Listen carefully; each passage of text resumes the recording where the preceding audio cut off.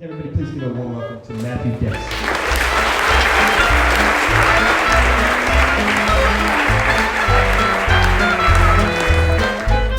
I'm walking down this incredibly long hallway in the mathematics building at MIT. They call it the Infinite Corridor because this is a building filled with geniuses and they have to name things after math. It's odd to be in a place where you know with 100% certainty that you are the dumbest person in that space. But when you're in the mathematics building at MIT and you are me, absolutely you are the stupidest person within this building. And it makes sense. I'm not a faculty member, I'm not a student, I'm just a storyteller. I'm just a guy that they've brought here for the day so I can teach the geniuses how to tell stories. These are people who send human beings into space and they need to learn how to tell idiots like me how they do it. And it's been a really interesting day. I've been in all these classrooms throughout the building. The classrooms are amazing. They all have slate chalkboards with real chalk, the ones that slide, and on all of the chalkboards there are formulas, mathematical formulas, except on every formula there are no numbers. There's a level of math where numbers cease to be relevant and symbols I have never seen before and will never understand are just everywhere in these classrooms. And I stand in front of the geniuses and I talk about storytelling, except now I've left them behind. In the last classroom, I'm going to the bathroom. I'm looking for the bathroom. I'm walking down the Infinite Corridor, and as I walk by, the class is let out, and suddenly the hallway is filled with kids. They're 19 and 20-year-olds, and these two guys walk right past me, and as they walk past me, I hear them say, well, if you take the differential of the equation of the numbers, and they just keep going. And I can't believe it. Like, I know in the movies about MIT this kind of shit happens, but it actually happens in the hallways at MIT. They just talk about math. And this is Patriots Day in Boston. It is a day when the Red Sox are playing at 11 a.m. and the marathon is running. There's a lot of things that 19-year-old guys could be talking about in the hallways at college, and they're talking about differential equations. And I just feel like I don't belong in this place. And it doesn't surprise me because when I went to college, I never felt like I belonged at all. When I was 18, I got kicked out of my house, so I didn't get to go to college right away. And my life was a mess for a long time. I ended up arrested and in jail and homeless for a while. I lived for 18 months in a pantry with a goat. And so I was 23 years old when I finally made it to college, and I found myself in classrooms with young people who had purposeful existences, who had managed to get themselves where they wanted to be, and I was a person who was older and was managing a McDonald's restaurant down the street while trying to go to college at the same time. I had a beeper on my belt, and it would buzz in the middle of classes whenever a fryolator broke, or whenever the payroll failed to arrive on time, or the HVAC unit on the roof stopped sucking in air, and I'd have to slip out of my class to deal with my McDonald's problem.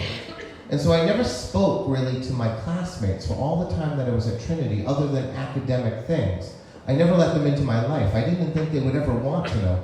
They wouldn't want to know that there was a McDonald's manager sneaking out of class so that he could figure out why Juan wasn't at work and if Juan was going to show up later that day, or if I was going to have to skip math class so I could go fill in for Juan. It was not something they wanted to deal with. And so I didn't really have a lot of friends in college. I never felt like I belonged. And it's the same thing in this mathematics building. I just don't feel like I belong. But I need to find the bathroom.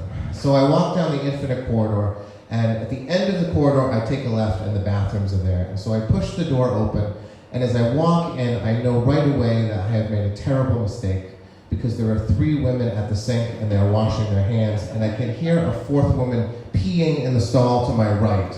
And I've now walked into the ladies' room in the mathematics building at MIT, which of course I would have done. And so I apologize to the women. As I step out and this door starts to close, I think, you know what, the door isn't marked. That was my problem. Like, they've screwed up the door. If they put a mathematical equation that I didn't understand. But as the door closes, it says women. And so I'm just an idiot. I can't read in the mathematics building at MIT. So I turn, and there's the men's room. It's staring at me. And so I push the door open and I go in, and blessedly it's empty because I need to collect myself. There's 7 urinals up against the wall, and so I choose urinal number 2 and I proceed with my business. And as I'm standing there, I hear the door behind me open, and someone comes in. And the guy who comes in comes up to urinal number 3. Now, if you don't understand urinal politics, if there's 7 guys in the bathroom, we all use the urinal and we have no problem with that whatsoever. But if there's 2 guys in the bathroom and there's 7 urinals and I'm at number 2, you don't use number 3. That's a weird thing to do. And so I'm thinking, you had all of those urinals. Why are you standing next to me? My first thought is, this is an aggressive move. This is like the MIT guy realized that I'm not an MIT guy and he's come over to make me feel less secure about my situation in some way. But then I say, no, that's not what it is. He's a math loser. He's a guy who's like weird and he understands how to send people into space, but he doesn't know where to take a pee in a bathroom. He doesn't understand the 2 and the 7, but he can do all these other things. And I'm just thinking, what kind of loser weirdo is next to me? And I'm just thinking, I do not belong here, and he doesn't belong here either. And so I finish my business as quickly as I can. I wash my hands. I leave without even speaking a word to the man. And I head back down the hallway, down the infinite corridor, back to that classroom of equations where the geniuses are waiting for me. And as I enter the room, I remember that the last thing I was talking about before I left was the idea that our lives are filled with stories if we just open up our eyes and pay attention. That little things make really good stories. And it occurs to me, I just had 3 things happen on the way to the bathroom. I could tell them about the 2 kids and the differential equations and how I didn't feel like I belonged, and I could tell them how I plowed into the ladies' restroom and had those poor women and the woman peeing, and then I could tell them about the freak or the weirdo or the socially inappropriate, overly aggressive, stupid person who used urinal number 3 while I was using urinal number 2. And so I decided that's what I'm going to do. I'm going to give them a good lesson. And so I tell them all 3 of the stories, and they laugh, and they love them, and they nod, they do all those things that you want your audience to do. And then I say at the end, so geniuses, do you have any questions? And the genius right in front of me raises his hand, and he says, I was the man at urinal number 3. And I think, of course you were, because I'm an idiot. I'm in the mathematics building at MIT, and I am the stupidest person here. And it turns out his name is Tom. He's in charge of the nanotech facility at MIT. He's a really big deal. And he's been sitting in front of me for the last 5 hours, like right in front of me. And if I had taken a glance at all to my right when I was at the urinal, I would have seen that it was Tom, but I didn't. And so now, in front of all of his colleagues, I have told him and them that he is an overly aggressive, socially inappropriate loser who doesn't know how to use the bathroom and doesn't belong in regular society. And they all laughed at him while I did it. And so I quickly start to apologize to this very important person. And as soon as I begin to backpedal, he says, no, don't. He says, I had the same moment.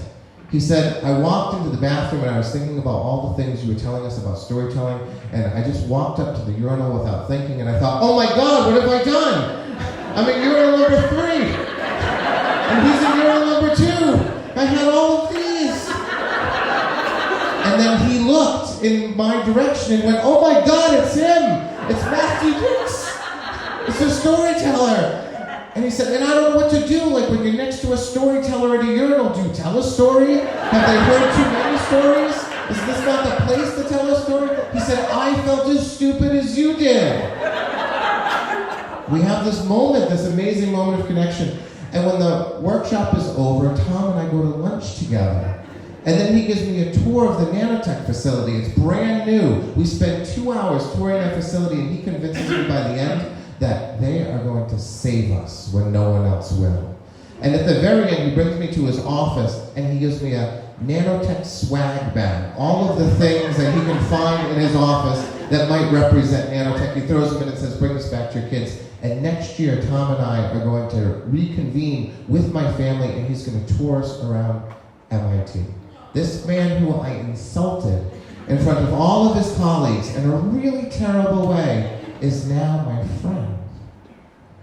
But it's not until I'm driving home on the Mass Pike and I go by exit 18, that awful Abington exit. It's the worst designed exit on the planet. I'm driving by that exit and I'm thinking about Tom and the nanotech facility, and it suddenly occurs to me that I spent 4 years in college not telling a single person who I was, thinking that those people with purpose and intelligence and brilliance would not want to hear from an older person who was managing a McDonald's restaurant, who was scrubbing grease off his hands so that he could go into class and kind of look normal. And as I drive by that Abington exit, it's the first time in my life I think, maybe I was an idiot then too. Maybe those kids around those tables in that college class, maybe they would have wanted to know me. Maybe they would have found it interesting that I had been in jail and that I had been homeless and I had shared a pantry with a goat for 18 months. Maybe they would want to know about payroll and HVAC units. Maybe they would want to know the life that I was leading. I think they might have. I think I didn't think enough of them. And I think I didn't think enough of myself.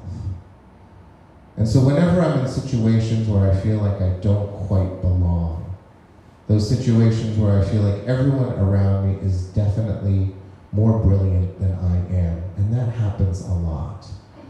I try to remember Tom, and I remember how this brilliant man with this huge job in this important place, and this small storyteller who came in and did a terrible thing, we came together in the middle and we found a friendship. And that maybe I'm not so far apart